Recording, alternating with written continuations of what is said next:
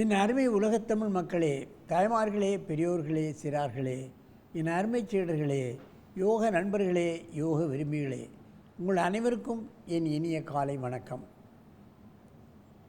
கலைஞர் தொலைக்காட்சி நிகழ்ச்சியில் நலமுடன் வாழ என்னும் பிரிவில் அதிகாலை வேளையில் யோகாசனத்திற்கு அதிக முக்கியத்துவம் தந்திருப்பதை நீங்கள் அறிவீர்கள். ஓராண்டல்ல ஈராண்டல்ல 15 ஆண்டுகளுக்கு மேலாகவே இந்த நிகழ்ச்சி நடைபெற்று கொண்டிருக்கின்றது.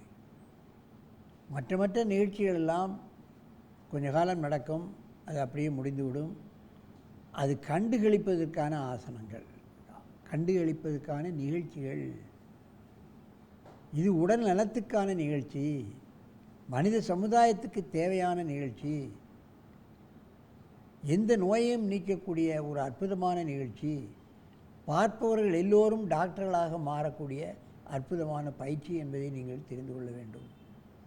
வெளிநாடுகளிலெல்லாம் பாசை தெரிகிறதோ தெரியலையோ பார்த்து பழகி அவர்களுக்கு ஏற்பட்டிருக்கின்ற பல்வேறு பிரச்சனைகளை நீக்கி கொண்டிருக்கிறார்கள்.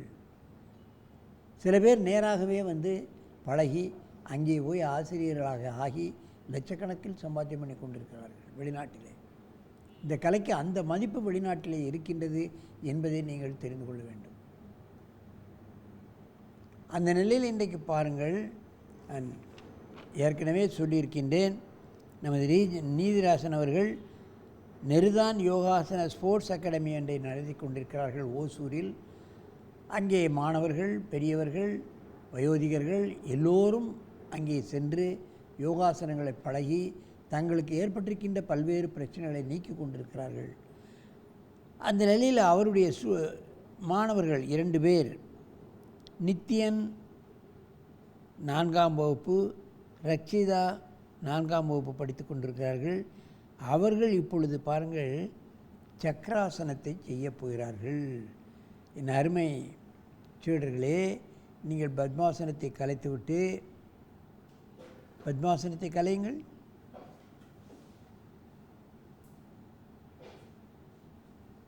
அப்படியே படுங்கள், கொஞ்சம் கீழே இறங்குங்க, கீழே இறங்கி படுங்க, கொஞ்சம் கீழே இறங்கி படுறேன், இன்னும் கொஞ்சம், இன்னும் கீழே இறங்குடா, உடம்பு ஆட்டினா போடாது, கொஞ்சம் கீழே இறங்கலை, எந்திரிச்சு போகிற, கீழே இறங்குடா. சரி, காலை உள்ளே எழுங்கள், சக்கராசனம் செய்யுங்கள். காலை அகலப்படுத்தி காலை கொஞ்சம் அகலமாக வைத்து கொண்டு காலை அகலமாக வச்சு கொஞ்சம் கையை தலைப்பக்கம் கொண்டு வா. மெதுவாக தூக்கணும், படார்னு தூக்கக்கூடாது. தூக்கு, அழுத்தி நன்றாக கையை தூக்க வேண்டும். சக்கராசனம் செய்வது என்பது கடினம். ஏனென்றால் முதுகெலும்பை நாம் முன்னாலும் வளைப்பதில்லை, பின்னாலும் வளைப்பதில்லை. எங்கே வளைக்கிறோம்? முதுகெலும்புக்கு தான் இந்த உடலுக்கே முக்கியமான கருவி. அது வழியாகத்தான் 72,000 நாடி நரம்புகள் செல்கின்றன. அது இருக இருக நமக்கு வயோதிகத்தன்மை சீக்கிரம் வந்துடும். சும்மா நின்னாவது முன்னும் பின்னும் நம்ம வளையணும். முதுகுத்தண்டு வழியாகத்தான் நிறைய நாடி நரம்புகள் செல்கின்றன. நாம் அதை வளைக்காவிட்டால் அது இறுகி ஓல்டேஜ் வந்து சீக்கிரம் மரணம் அடைந்து விடுவோம். கீழே இறக்குங்கள். பல்லாயிரக்கணக்கான நோய்களை இந்த ஒரே ஆசனம் நீக்கின்றது. இதை மட்டும் செய்துட்டு போயிட்டே இருக்கலாம். தலையை அங்கே வச்சு காலை எங்கே நீட்டு. முடியாதவர்கள் என்ன செய்ய வேண்டும்? 4-5 தலாணியை வைத்து அதிலே முதுகை வைத்து கொண்டு ஆரம்பிக்கலாம், செய்யலாம். செய். காலை அகலமாக வைத்து, சின்ன குழந்தைகள் இப்படி செய்கிறது, பெரியவங்க எடுத்த எடுப்பில் செய்ய முடியாது. 4-5 தலையணையை முதுகில் வச்சு செய்தாலே நல்ல பலன் கிடைக்கும். முதுகை நீங்களாக தூக்கணுங்கிற அவசியம் கிடையாது. இல்லை 2 பேர் இருந்தால் இடையில் ஒரு துண்டை போட்டு அதை தூக்கலாம். பிள்ளைகளை பழக்கலாம், எந்த வயசினரையும்.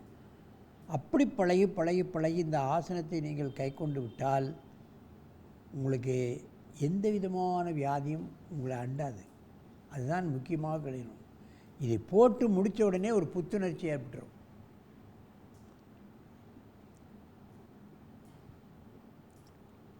மெதுவாக இறக்குங்கள். காலை நீட்டி நீண்ட மூச்சு வாங்கிக் கொள்ளுங்கள். நன்றாக மூச்சை இழுங்கள்.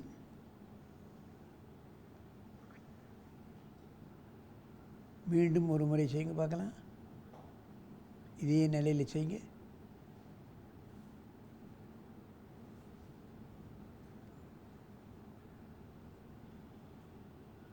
காலை அகலப்படுத்திக்கிடுங்க.